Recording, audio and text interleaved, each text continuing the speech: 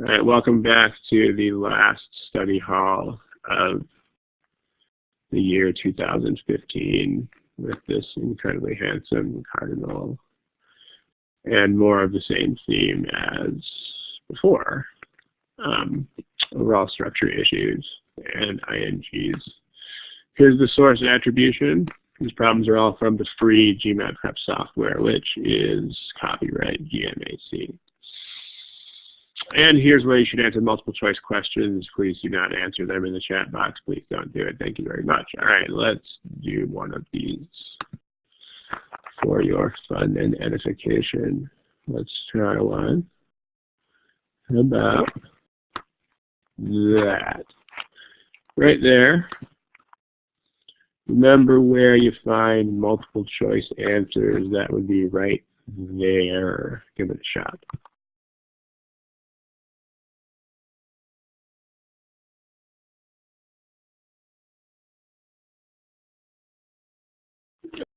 All right, there's still a few people who don't have an answer to this.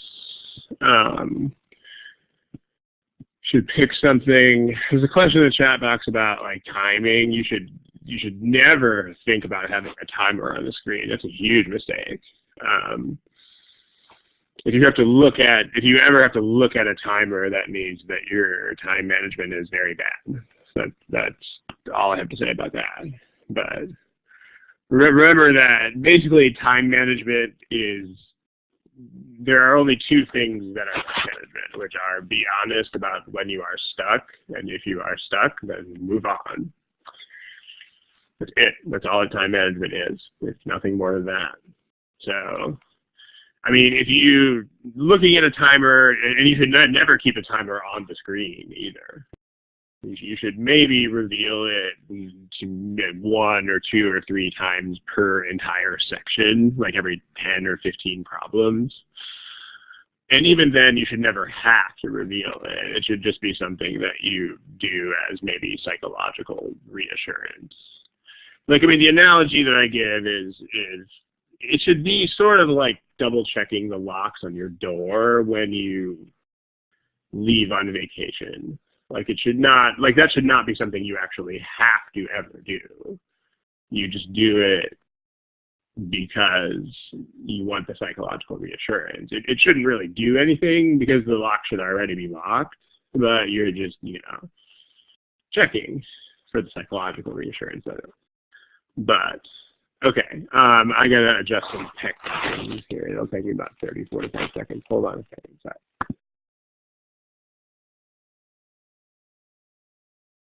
Okay, sorry about that. I had some tech stuff happening with my thing. I mean, remember that you should never think of timing on a per item basis because that's going to vary wildly. I mean, it's gonna, there's gonna be some problems that'll probably take you like 20 seconds. There's gonna be other problems that might take you 2 minutes. It's just. Averages are averages, but I mean, remember that this is not a test where you will have immense time pressure. I mean, if you do, then what that means is that you are sitting there staring at things and not making decisions. That's what it means. It does. You don't have to be fast because I'm not fast. I'm very slow at everything that I do, but I'm not patient. And that's really what time management boils down to on this test is lack of patience. A lot of people don't like to hear that, but it's the truth. It's time management is basically impatience. You just have to make decisions. You have to be done with them. So, really, I mean, that's actually part of what they're testing for on this exam. I mean, like this is purposely an exam that punishes people who deliberate and can't make decisions.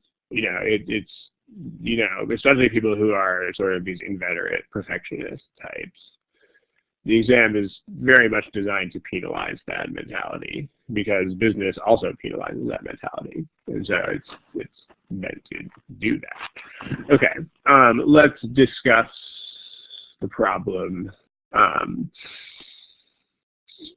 Okay, so when the entire sentence is underlined, okay.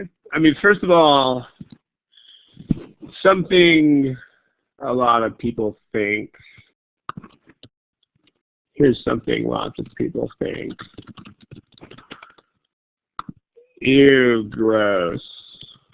I don't like when they underline the whole thing. Does anybody here think that? Give me a smiling face if you think that. Because let me tell you something. You should actually like when they underline the whole thing. Because there are two reasons why you should actually like this. You should like it. It's a thing. One reason why you should actually like this is that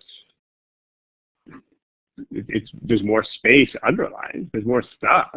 And normally when there is more stuff underlined, that means that everything else equal, that means that there's usually more stuff wrong with the things that are wrong. So, I mean, often more opportunities to eliminate. I mean, that's not always true, but it is very often true on average.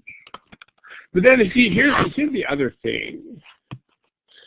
One of the primary reasons why sentence correction is hard is because they take very easy mistakes, but they split them up. You know, and they take things that are like super easy to understand, like my dog has fleas, or this is more as this instead of more than this. But people don't find them because half of it is in the underlined part and half of it is not in the underlined part. And this is the only time that that's not an issue. Like if the entire sentence is underlined, then, you know, this is the only time when you don't have to keep looking up and down and back up and back down, etc. I mean, it's the only time you don't have to keep doing that. Because, I mean, there is this issue of more distractions, but that can also get people into shorter parts because the shorter underlines still have to be related back to the bulk of what's in the rest of the sentence. So that is, because the underline is not, if the underline existed in isolation, then that would be a point. But because you still have to relate it to the rest of the words, that's less of a thing than it otherwise would be.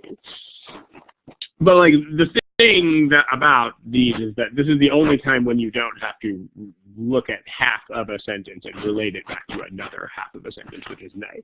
I mean, now let me tell you what I'm not saying. I mean, what I'm not saying is that you don't have to compare answer choices. I mean, you still have to compare choices. In other words, you still have to look at splits.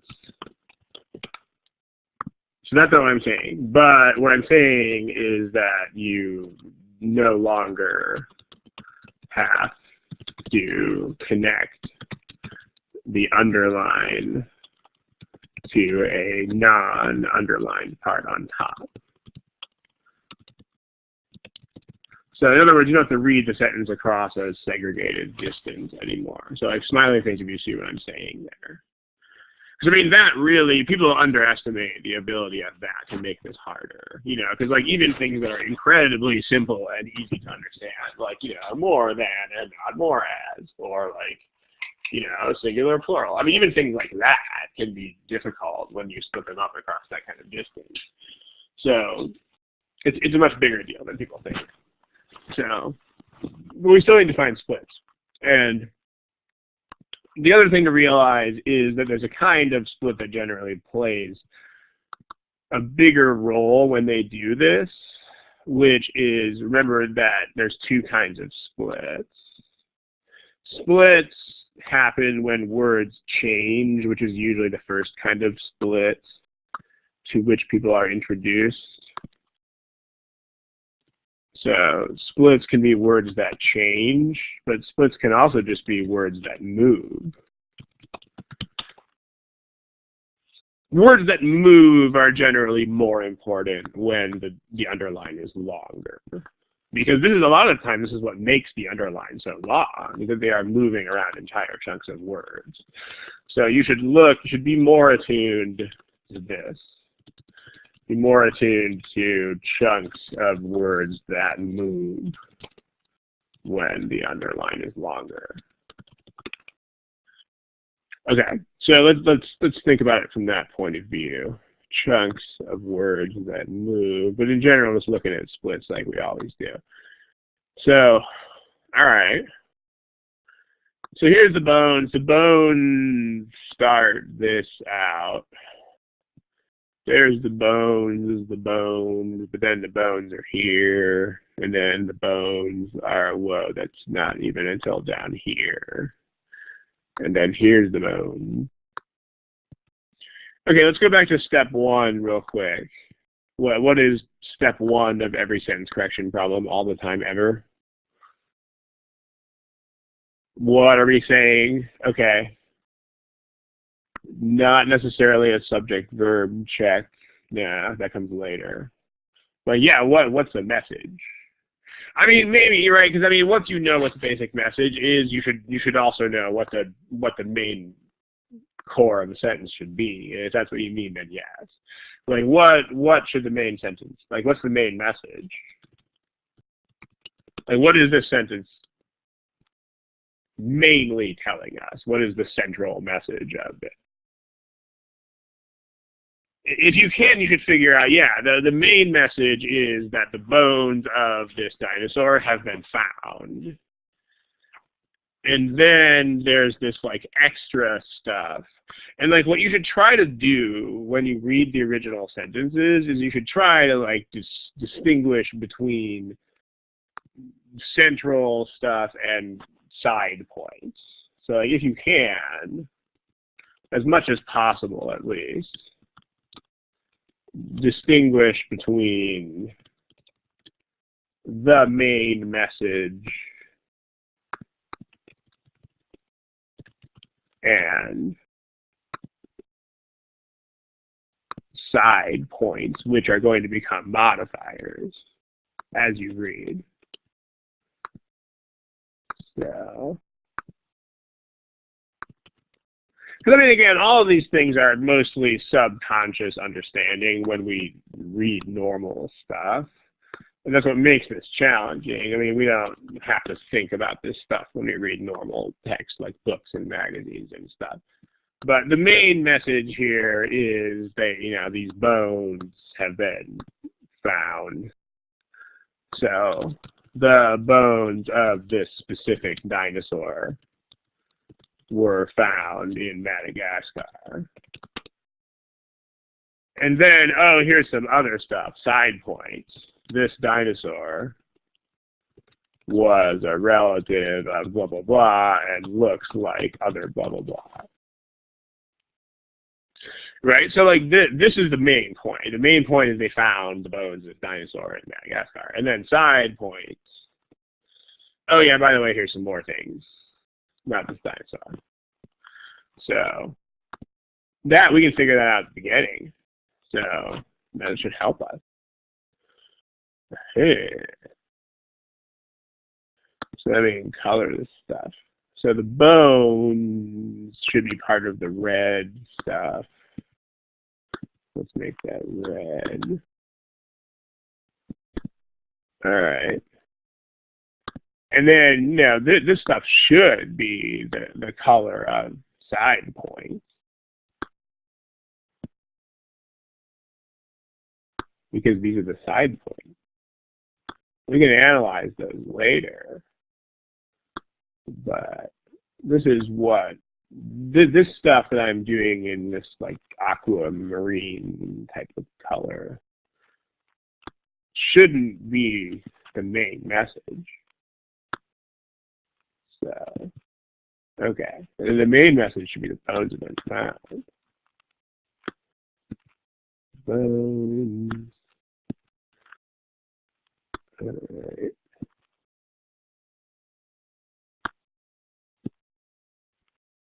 Okay, so let's see which choices survive that. Like the point is that the red part should be, from step one, which is what's the message. The red parts should form the main sentence. The red parts should not be modifiers, and they should form a complete sentence. And again, this is the power of step one, is that you can totally figure all of this out ahead of time. I mean, sometimes there will be more than one way you could write a sentence. Like occasionally there will be some things where you're not sure if there are side points or not side points. That might happen. But for the most part, it's going to be pretty darn clear whether something is part of the main message or not. So, and you can figure this all out. You can totally figure out ahead of time. So cool. Well, let's see if this happens. So the bones have been discovered in Madagascar is a complete sentence. That wins.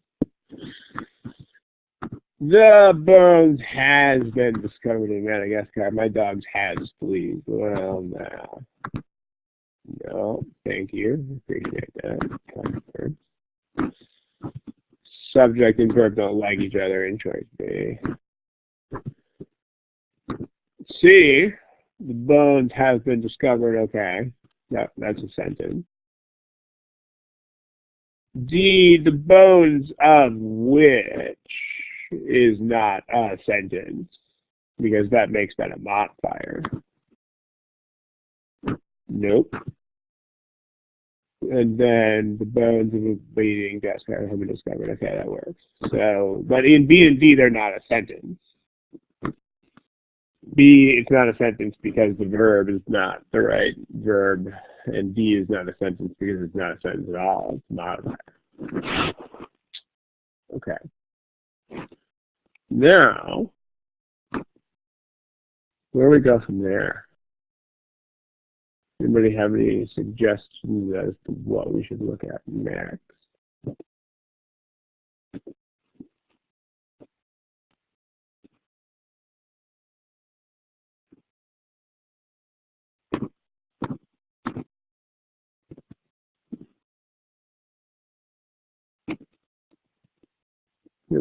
Okay, what about the modifiers? What about the modifiers should we look at?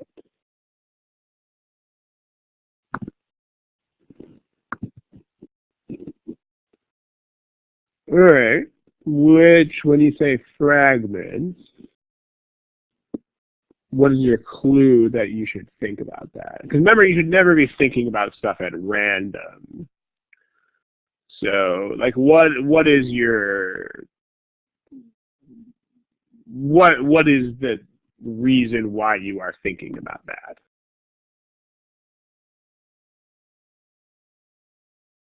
Okay, Jeannie is thinking about where do we put stuff. That's actually a pretty good idea. Because, okay, again, when we talk about words that move, yeah. When we talk about words that move,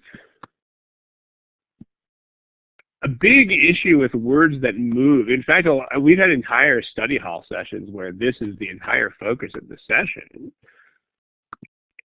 When words move around, a lot of the time they get put on the wrong thing.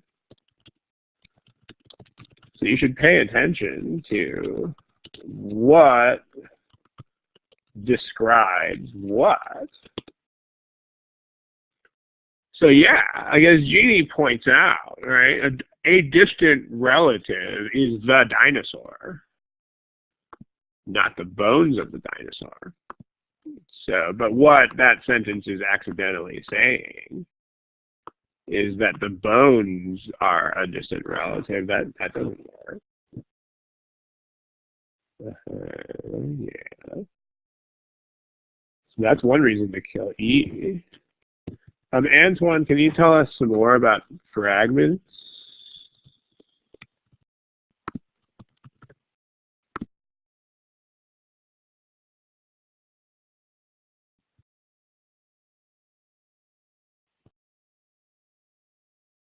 Okay, so maybe you didn't mean, because E is not a fragment.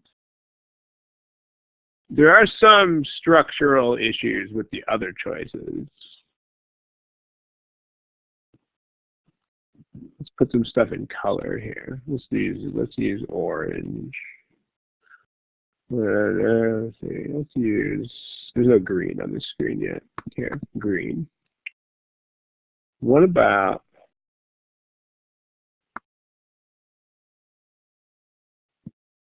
that and that?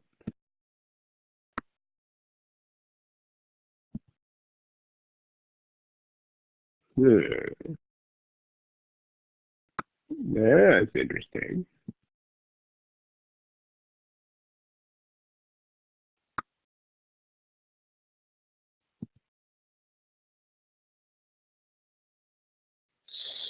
So what's the deal here? I mean, we do need to have a parallel structure, but we also have to have something that works. So, I mean, remember, if you have a structure that looks parallel but it doesn't work, then that means it's not really a parallel structure. So, like here, okay. Let me make up an example here. How about this?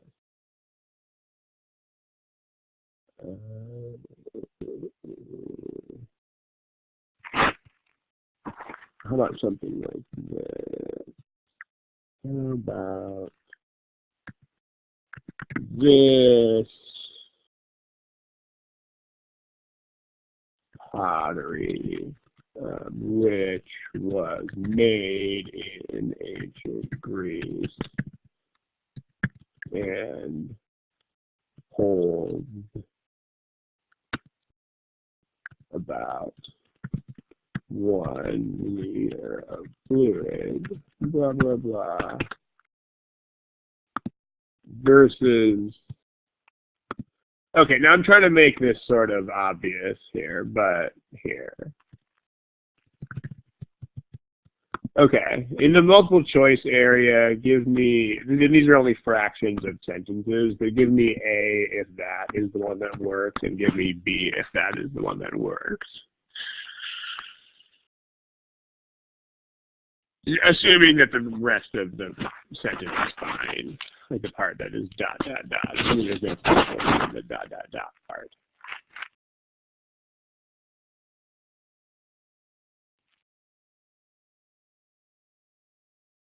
And you give me in the multiple choice area, same place where you pick the other multiple choice stuff.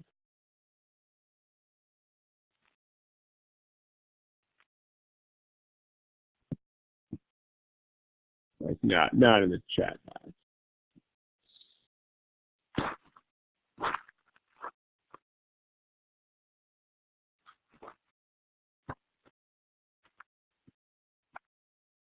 Okay, so there's a couple people who haven't picked a letter yet, but I mean, there was one person who had the wrong one, and that one person has switched over to the right one. So I mean, okay, it's definitely supposed to be A, right?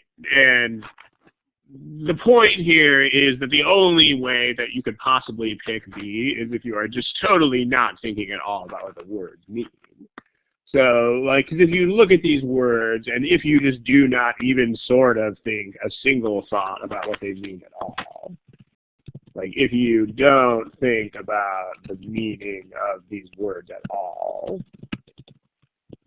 then they might, quote, look parallel, unquote.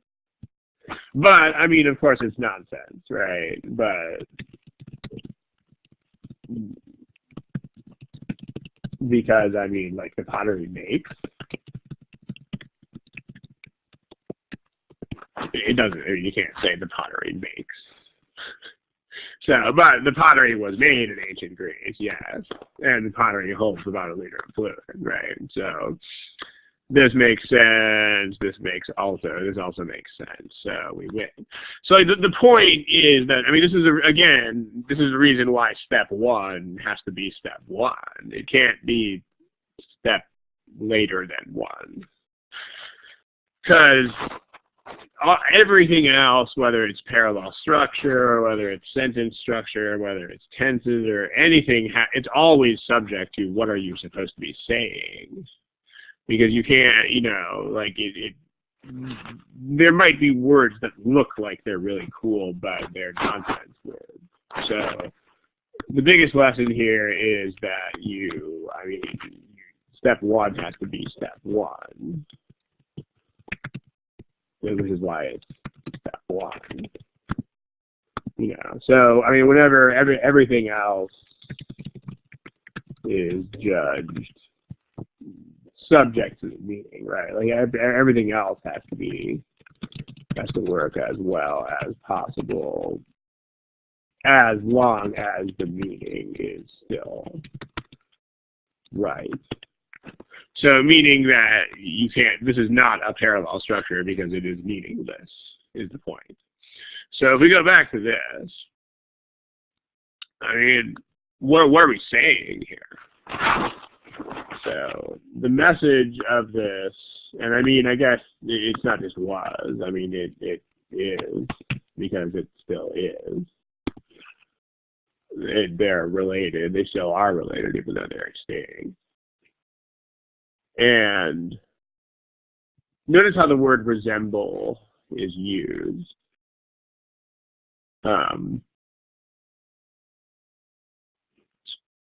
The dinosaur is a relative of the other dinosaur, and the dinosaur resembles other dinosaurs. That works.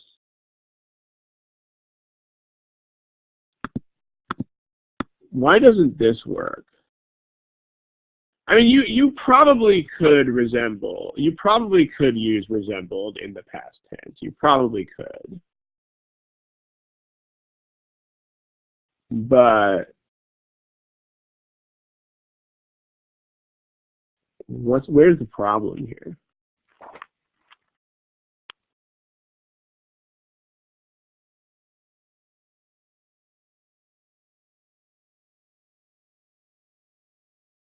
No, it's not the bones, because all of this could be describing this dinosaur here. So that's fine.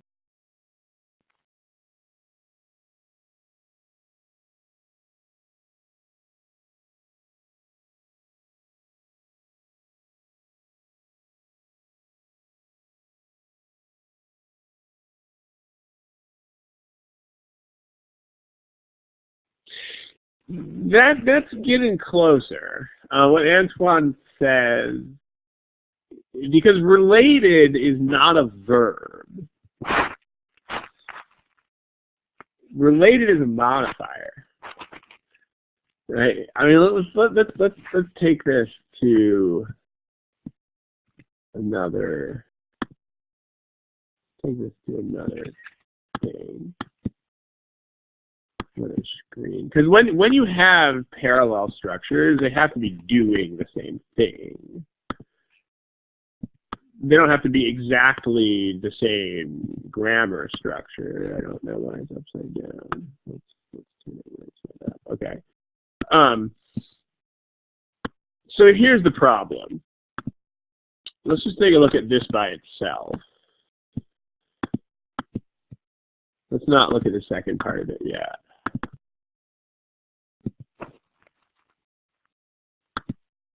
Just look at the structure of that.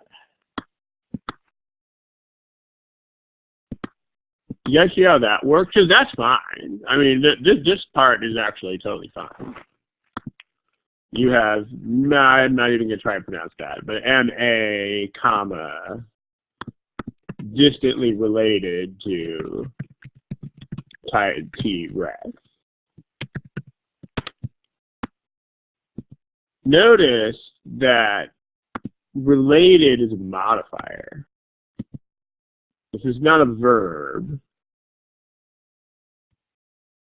Smiley face if that makes sense.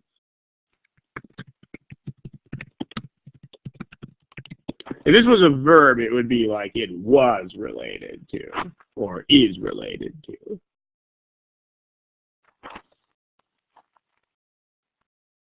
I mean, related here is like close to. It's like similar to. This is exactly the same as here. I got a confused face from somebody. This is like saying this. Yeah. Related has exactly the same grammar as similar. It's like an adjective. So they're doing the same thing. So it ends with ed, but it's not a verb. It's similar. It's a modifier made from. I mean, you know, it's derived from a verb, but it's kind of like if you have a pressing issue, then pressing is not a verb either. Or if you have a hanging tag on your clothes, then hanging is not a verb. It's like that. So smiley face, if that makes sense. Related is a modifier, just like similar is a modifier here. Okay, so yeah, and now that's where the problem is, because that other part there is completely a verb. So whoopsie. So we've actually got two problems here. I mean, the first problem, I mean, this is a verb, which actually creates two problems. The first problem is that it's not parallel to the other part. And the second part is that you can't use a verb as a modifier at all. I mean, it's not a sentence.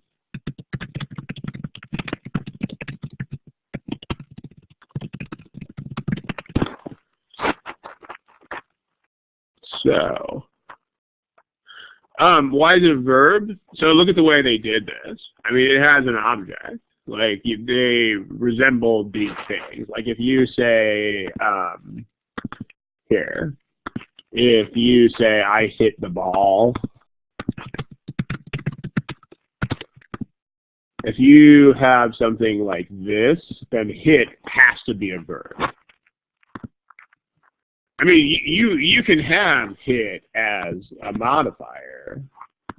Like if you say the fan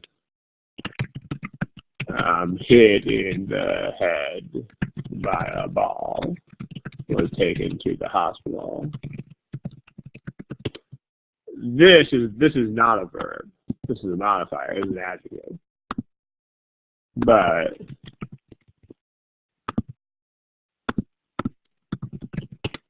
But if you hit the ball, if you have a verb with an object like this, then that has to be a verb. There's no other. That can't be anything else.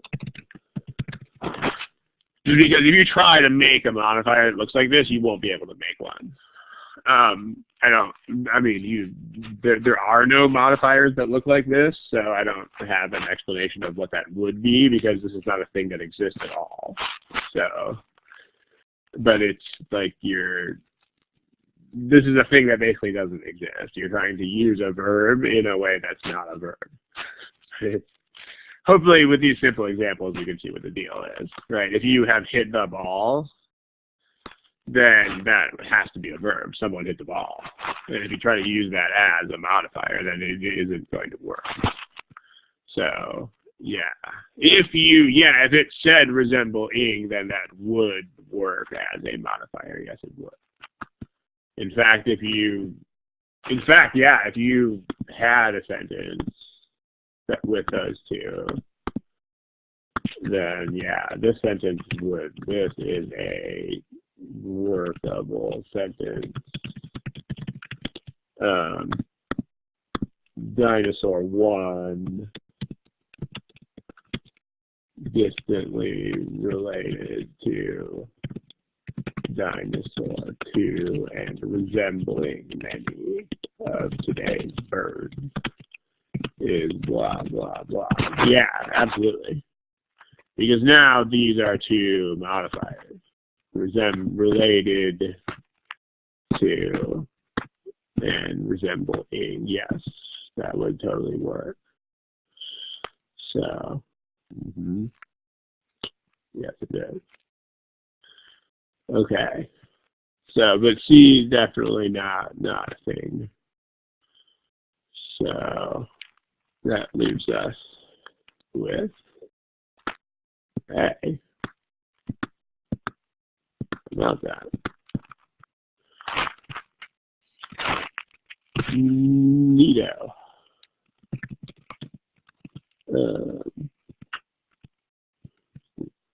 Here.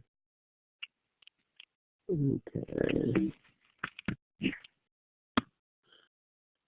So, by the way, no. If you did that, then no. I mean, you actually can't do that, but there's. Okay. This is the point where I'm going to reproduce two of my favorite warnings from the forum. So hold on just a second while I go find those. Give me 30 seconds to find them.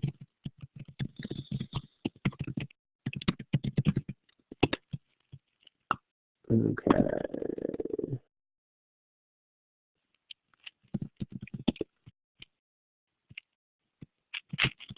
I'm going to find something on the internet.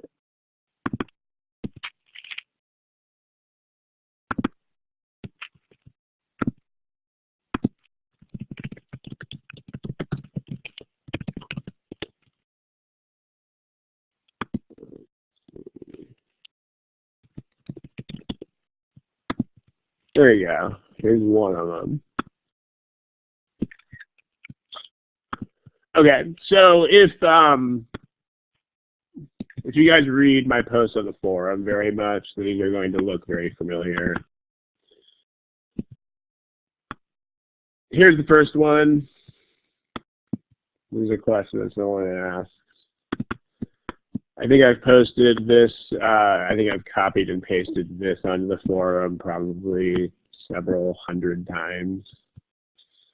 No exaggeration. Do not edit the official problems. Really don't do it. Just don't do it.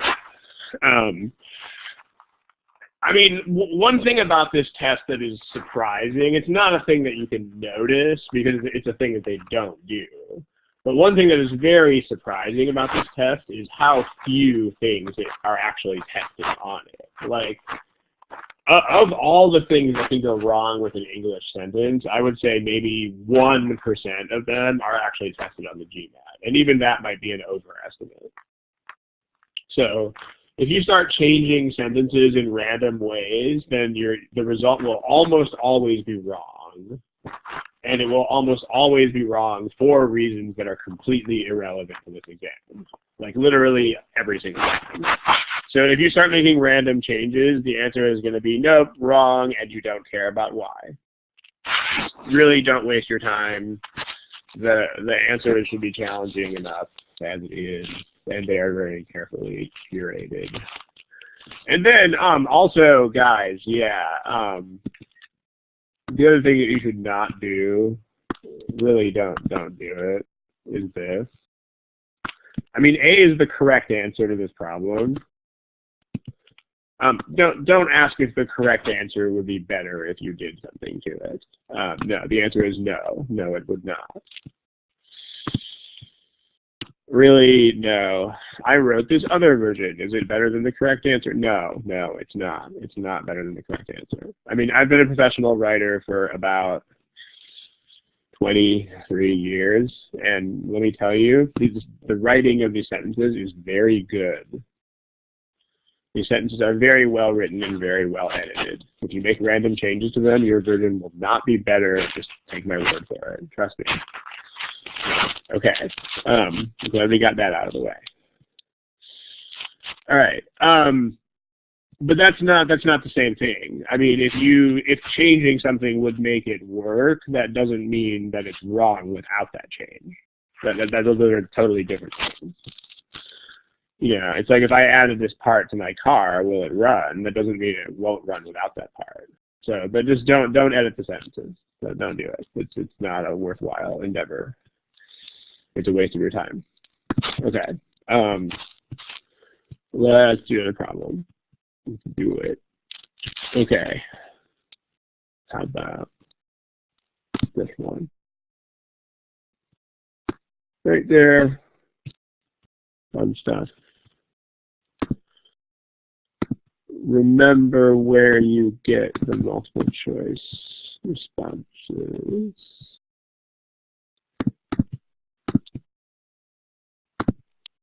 They're right there.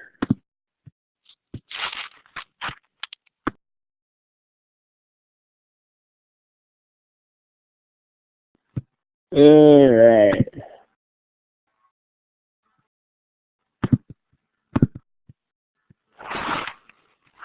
Probably pick something that is a thing.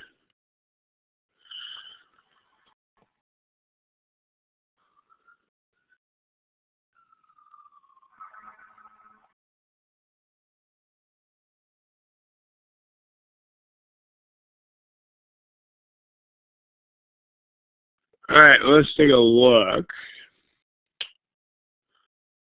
So, remember, you should start from there. You should not look at things for a random reason. You should look at things for good reasons. So, I noticed that this changes forms big time. What does that make you think about?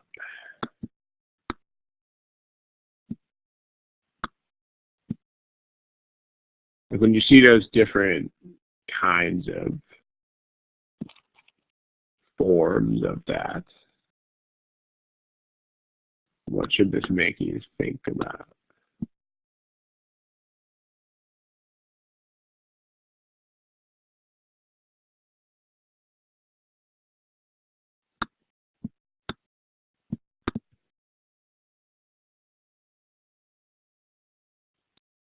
Notice that provide is a verb. Are providers is verb. The rest of those are not. Okay, so there's a meaning thing too. We should think about that as well. So yeah, let's do the step one thing. But also, some are verbs and some are not. So whenever some things are verbs and other things are not verbs, you should definitely think about the overall structure of the sentence, because it's definitely never okay for something to be a verb but also not a verb. I mean, you can't have it both ways. Is the idea. I mean, it's going to have to be one way or the other. I mean, if something needs to be a verb, it needs to be a verb. It can't also not be one. Because the deal is that verbs are part of the core of a sentence, and modifiers are not. So that's it's one or the other, but not both ways. So, but let's go back and do. You'll see, it's talking about meaning here. So let's talk about step one. So yeah, what's the message? So what do they supply? So they supply drugs. And then, so here's this idea. There are three ideas here. There's the idea of drugs.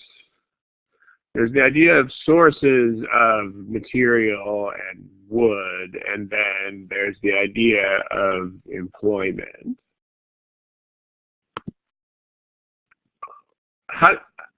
What's supposed to be the message there? Like forests, we know that forests supply drugs, sure. What about sources of building material?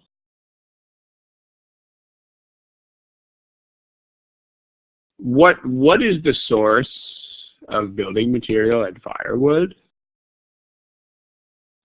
The forests. The forests are the sources of building material. They don't supply those. That's a very big deal. So, like, you would be wrong to say they like supply drugs and sources of building material, because they don't supply sources of building material. They are the sources of building material. So forests are sources of building material and wood. And in that sense, they provide employment for. So as a source of building material and firewood, they provide employment. So, like, in that capacity, as a source of building materials or wood or blah, blah, blah, so in this capacity,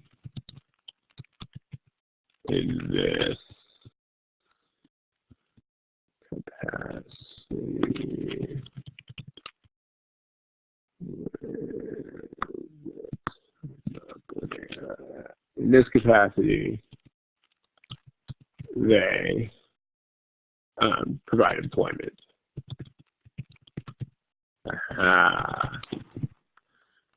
There we go. Look at that. So in other words, step one, we should have a pretty good idea of how the sentence is supposed to be structured. Yes, we should. So, because they do switch up the main construction of the sentence in a couple of these choices. So, but think about how the main sentence should work here. The main sentence should say that forests supply drugs and provide employment.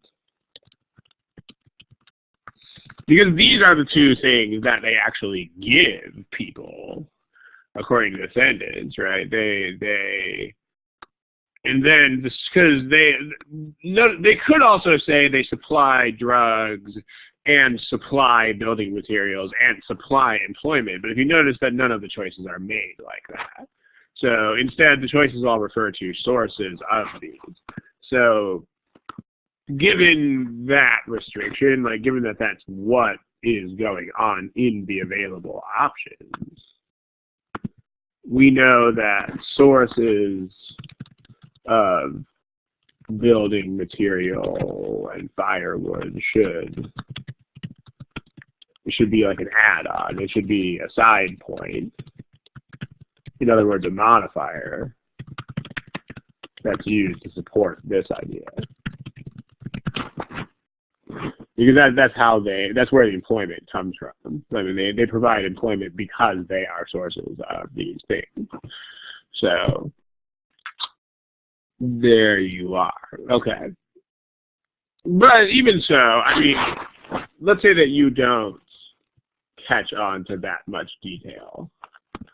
I mean, let's just say that let's see how far you can get with just, I know that I have to have a complete sentence. How far can we get with eliminate things that are not complete sentences?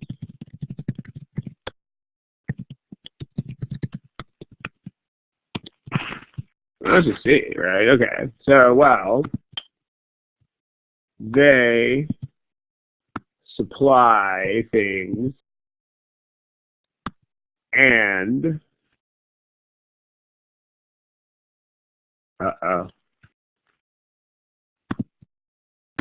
modifiers, right? As sources that provide employment. Whoops. That's not a sentence. Like A is basically they supply drugs and period. Whoops. There's like nothing. There's nothing there after add except modifiers. All right. B, they supply drugs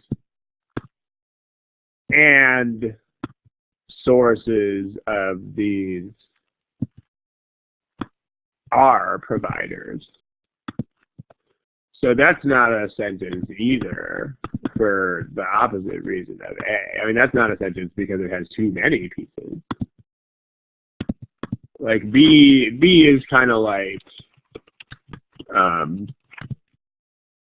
I ate turkey and soup and beans gave me lots of protein. I mean, you can see what the problem is here, right? This is I, verb, things, verb, things. I don't know what you would call that because it's not a thing that exists.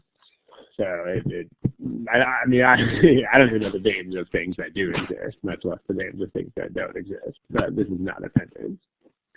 So smiley face, if you can see the problem here. I mean, you basically have I, verb, stuff, verbed, other stuff.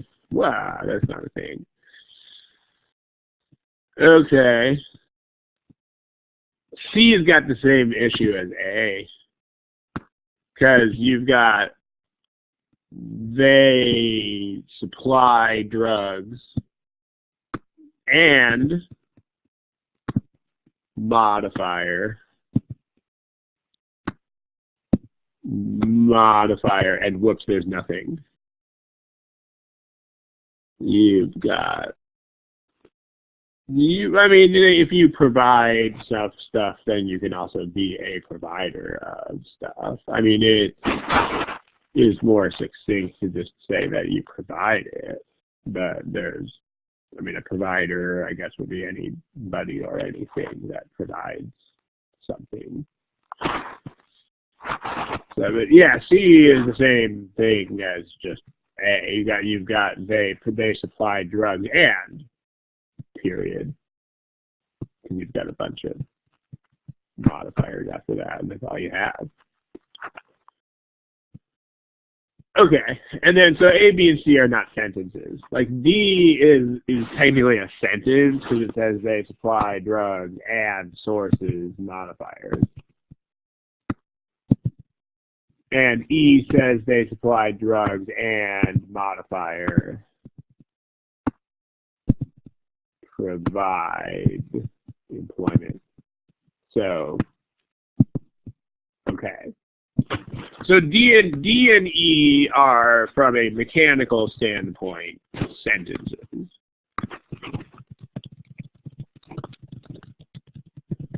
The test does not test the presence or absence of commas. So there's not going to be anything that there won't be choices that are incorrect because commas are in the wrong places. I mean, you can use that. You can use the location of commas to help you like parse a sentence, because in fact the fact that they don't test you on that means that you can basically trust where they put commas. But that's not going to be an issue. Mostly because if it were an issue, then it would be very strongly slanted against people from certain language families and not others. So they don't test that. So yeah, it's not a thing you need to worry about. But they will put the commas in the right places. So especially when the sentences are longer, you can actually use them as guideposts, as it were. So, but okay, the sentence that you have in D is forest supply drugs, and sources of material and wood. E is forest supply drugs and provide employment. Okay, so now this is where we go back to step one. Jeremy smiley face, does that make sense? The response that I gave a second ago. Okay. If you know what the sentence is supposed to say, like if you caught on to this, you're welcome. If you caught on to this at the beginning, then you know that it's supposed to be E, right? Like the sentence should say that the sentence is supposed to say that the forests are the sources of the building material and the firewood, and that they provide employment. If not, if you didn't catch on to that at the beginning, then you will have to think about it now. But the point is, because it is something so exact, it's not unreasonable that you would think about it. So, and the reason why D is incorrect is that it doesn't say something that makes sense. I mean, like forests don't supply sources of stuff, because forests are sources of stuff. So that's not, it doesn't work. Whereas E, notice that if you had anticipated the way this was going to work, the E satisfies this absolutely perfectly. It's used as a side point to support the idea, right? They, as sources of building material and firewood, that's exactly how they provide employment. They provide employment through the timber industry and so forth. So there it is.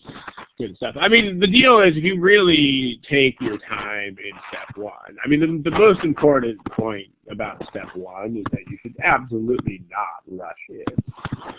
You know, I mean, you should spend as much time as necessary to determine the intended message and therefore structure of the sentence as exactly as possible. And I mean, you know, because if you spend this time up front here, look how quickly you can breeze through the rest of this. I mean, if you can figure this all out right at the start. You can be like, well, I know they don't supply sources. So what are they doing with this? Well, there's only one other thing they could be doing with it, which is that it's something that like supports the idea of providing employment. And then you can all that up front, you can figure it out, because there's nothing else they could be doing with it. And then, yes, this will take extra time to figure out, but whatever extra time you spend figuring this out, you will more than gain back when you get to the choices, because you will pretty much know what the sentence has to be structured by. So, and also just don't think that you have to be fast. I mean, I know I've said this 100,000,000 times, but I am not fast. I mean, I have documented reading disabilities that are fairly severe. I'm a very slow reader, and I have no problem finishing this stuff. So if I can finish this stuff, you guys can finish this stuff too. But all right, let's see if we can knock out one more of these things. How about this one? Last problem of the year. Do it.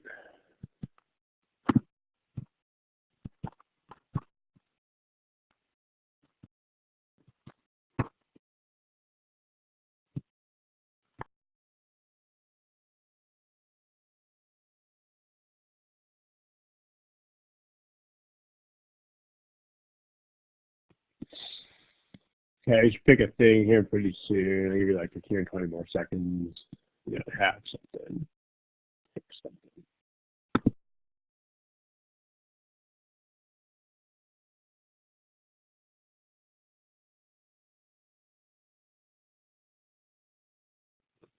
All right, let's take a look.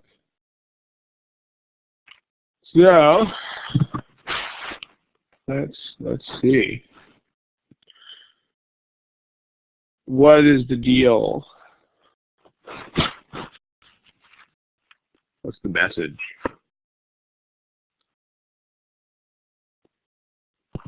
What are you trying to say? There are basically two things wrong. What are they?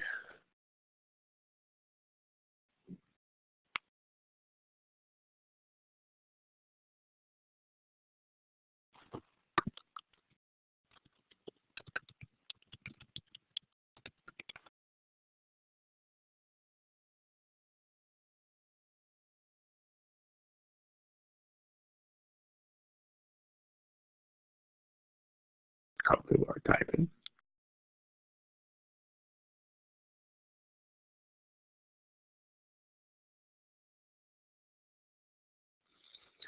Yeah, so there are the two problems are there's insufficient consumption of nutrients,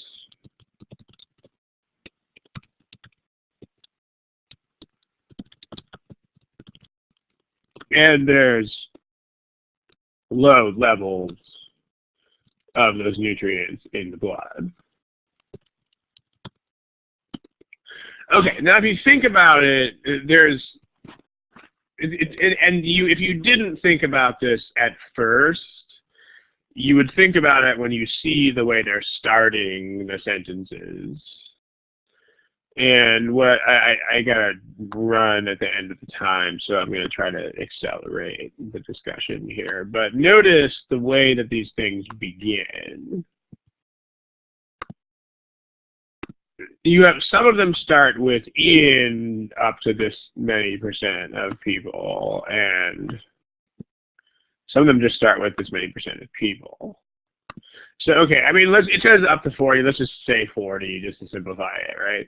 So, like, if we were just talking about the second one of these, you could actually do that either way.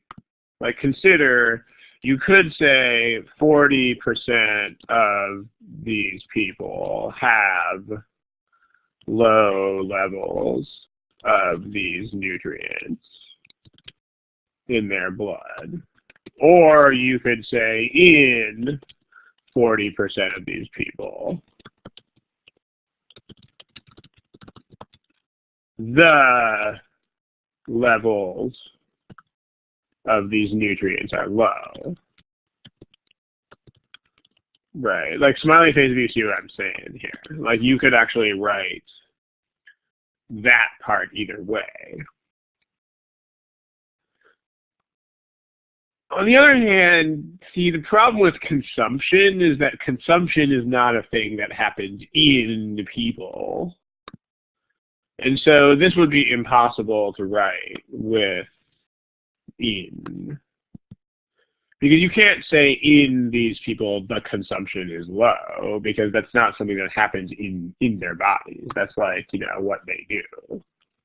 So you can't write this one. At least you can't reasonably write this one with in X% of people. Because it's consumption. So that's how much they're eating. So just in terms of the intended message, it's not reasonable to say any of those three. Because it's not, you know, when you say in 40% of people, you're talking about like lab results, like inside their bodies, here's what's going on. So blood levels, sure. You know, bone density, sure. Blood pressure, sure. Not consumption of food. So, I mean, again, if this sounds like, oh, we're being nitpickers or we're being like super weirdly exact about this, I mean, we are being super weirdly exact, but there's a reason for it. It's not random. I mean, you're thinking very specifically about, should I have this or should I not have this? It's not, none of this is random thinking. So, and then, so if you think about the messages 40% of these people consume insufficient amounts of stuff or have low levels of stuff. So that would be E and not D. Notice nobody picked D. I mean, D is not even a sentence, because you have modifiers, right? Like D is up to 40% of people, modifier or modifier. I mean, there's actually no verb in choice D at all. Like 40% of people, and then there's just a whole bunch of modifiers, and that's it. Oops, that's not a sentence. I mean, basically choice D is up to 40% of people, period. Whoopsie, not a sentence. As opposed to, that's actually a verb, and that's actually another verb. So you actually have 40% of people consume or have stuff. So, yep. Notice beyond the impossibility of the first thing here, you have further issues with these other choices. Like in choice A and B, you have in these people do stuff. Like, so you're having, let's do that in blue. I mean, so above and beyond the fact that that's impossible in the first place, think about what you're saying there. Like, in these people, they do something. So that's like saying inside these people, they do. So, people are doing stuff inside themselves? What? Doesn't make any sense. Nope. And then nobody picks C because you can see that there's a drastic non-parallelism between this and this. Those are not even sort of parallel. And there it is. But just notice the most important thing is the power of step one, right? Like you can figure out pretty much exactly, again, how the sentence is supposed to be structured before you even embark on exploring the choices. It's pretty neat. All right, that's it. Thank you. So best wishes for the holiday season to everybody. And the next one of these is not until I want to say January 13th or 14th or whatever that date is. So hope everybody has a most awesome holiday season and safe travels if you do travel. And that's it. Good afternoon, good evening, good night, good luck, good everything, good life. Take it easy.